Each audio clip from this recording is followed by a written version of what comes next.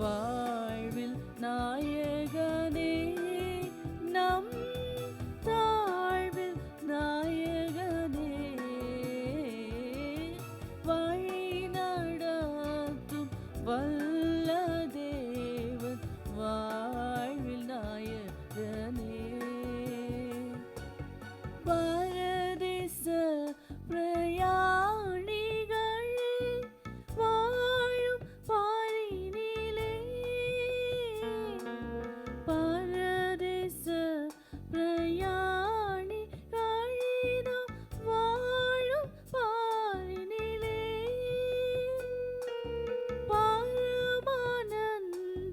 பரமானந்தத்தோடே செல்வோம் பரமன் நாட்டினிற்கே இயேசு பரந்தம் வீட்டினிற்கே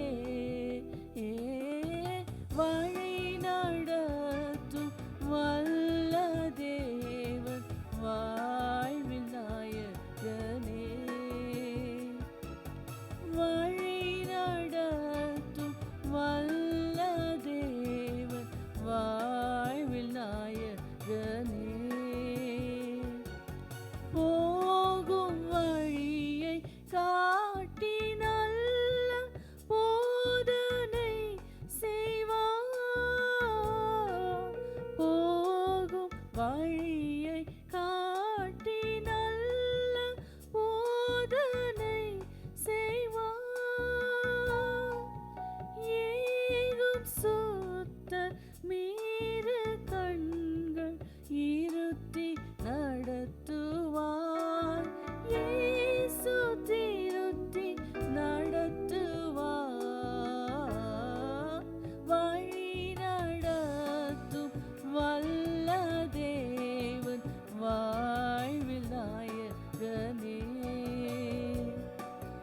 வழி நடத்தும் வல்ல தேவன் வாழ்வில் நாயகனே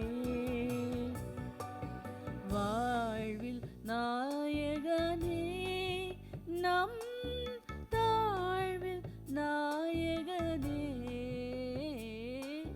வழி நடத்தும் வல்ல தேவன் வாழ்வில் நாயகனே. Praise the Lord. கர்த்தரும் இரட்சகருமாய் இருக்கிற இயேசு கிறிஸ்துவின் இனிதான நாமத்தினாலே இந்த ஜெப மாதத்தின் 15வது நாள் ஜெபத்தில் இணைந்திருக்கிற தேவ பிள்ளைகள் எல்லாரையும் வாழ்த்துகிறேன். இன்றைக்கும் ஒரு சபை வேகமாக வளர்ச்சி அடைய வேண்டும் என்றால், ஒரு சபை கட்டப்பட வேண்டும் என்றால், அந்த சபை ஆவியானவரால் நடத்தப்படுவது மிகவும் அவசியம். ரட்சிப்பு அவசியம், ஞானஸ்நானம் அவசியம், அபிஷேகம் அவசியம். ஆனால் ஆவியானவரால் நடத்தப்படுகிற ஒரு சபையே வெற்றியுள்ள ஒரு சபையாக இருக்க முடியும். ஏனென்றால் பிரியமானவர்களே, அநேக நேரங்களிலே நாம் கர்த்தருக்காக செயல்படுகிறதில் கூட கர்த்தருடைய சித்தம் இன்னதென்று நாம் அறிந்து கொள்ள வேண்டும் என்றால் நாம் ஆவியானவரால் வழி நடத்தப்படுதல் மிகவும் அவசியம். நான் உனக்கு போதித்து நீ நடக்க வேண்டிய வழியை உனக்கு காட்டுவேன் என்று சொன்ன நம்முடைய நல்ல தேவன் நம்மை செவ்வையான வழியிலே நடத்த வல்லமை உள்ளவராய் இருக்கிறார். இதைதான் தாவீது அழகாக சொல்லுகிறார் இல்லையா? உம்முடைய நல்ல ஆவி என்னை செம்மையான வழியிலே நடத்துவாராக என்று சொல்லி, உமக்கு பிரியமானதை செய்ய எனக்கு போதித்தருளும் நீரே என் தேவன், உம்முடைய நல்ல ஆவி என்னை செம்மையான வழியிலே நடத்துவாராக என்று சொல்லி தாவீது சொல்லுகிறதை நாம் பார்க்கிறோம். ஆம் பிரியமானவர்களே, வசனம் சொல்லுகிறது, நீங்கள் அவராலே பெற்ற அபிஷேகம் உங்களுக்குள்ளே தங்கி இருக்கிறது மாத்திரமல்ல, உங்களுக்குள்ளே வாசமா இருக்கிறது மாத்திரமல்ல, அது உங்களை போதிக்கிறதா இருக்கிறது. ஒருவனும் உங்களை போதித்து நடத்த வேண்டிய அவசியம் இல்லை.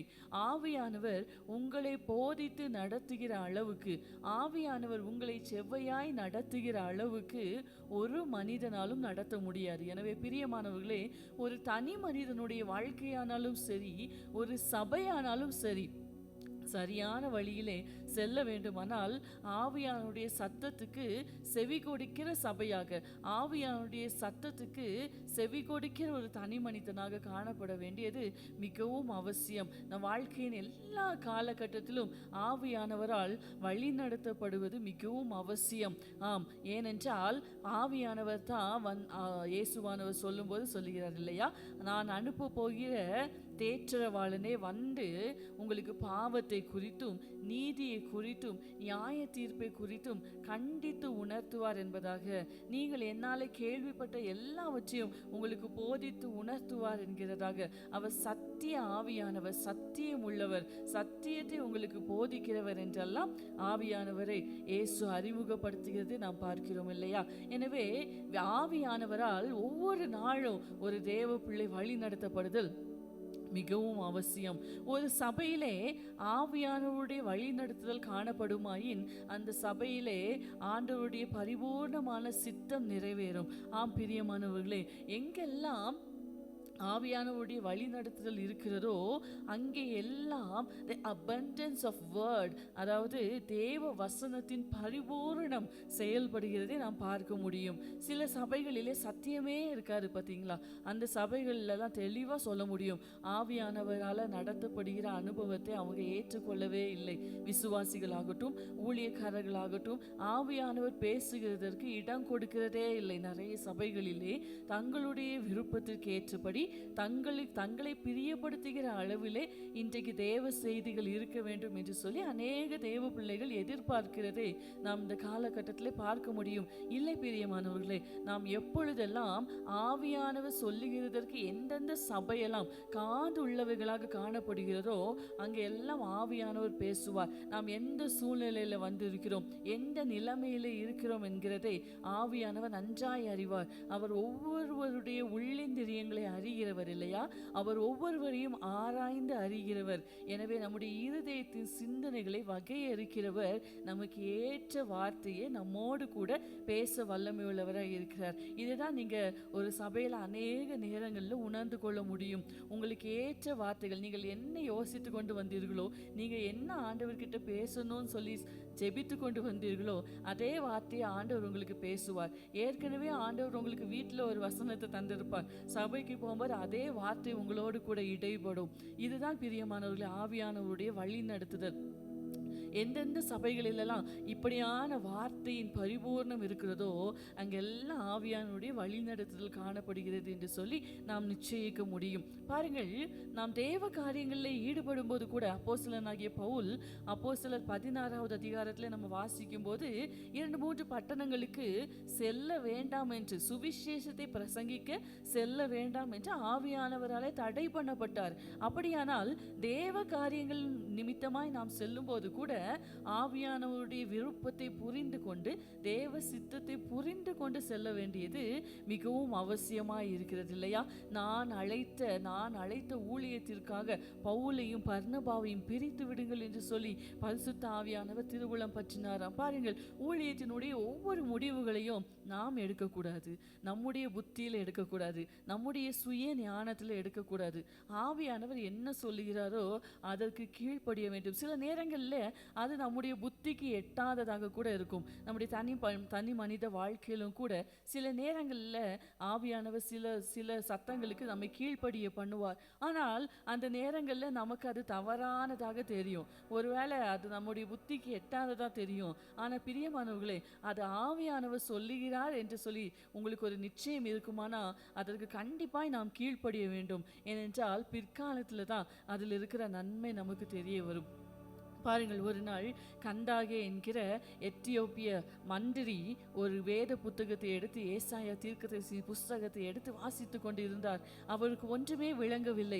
இயேசுவை குறித்து சொல்லப்பட்ட அந்த பகுதியை அவர் வாசித்து கொண்டிருக்கும் போது அவர் அதை புரிந்து கொள்ள வேண்டும் என்று விரும்பின போது பரிசுத்த ஆவியானவர் அழகாக பிலிப்புவை அந்த கந்தாகே மந்திரிக்கு நேராக நடத்துகிறதை நாம் பார்க்கிறோம். பிலிப்பு வந்து ஆவியானவராலே அந்த ரதத்தோடு கூட இணைந்து கொண்டு அந்த மந்திரிக்கு எல்லாவற்றையும் விவரித்து காண்பித்து அவரை ஞானஸ்நான சத்தியத்துக்குள்ள நடத்திவிட்டு ஆவியானவராலே காணப்படாமற் போனார் என்று சொல்லி நாம் பார்க்கிறோம் இல்லையா?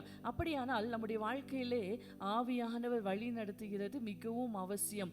இஸ்ரவேல் ஜனங்களுக்கும் ஆண்டவர் இப்படிதான் போதித்தார் இல்லையா?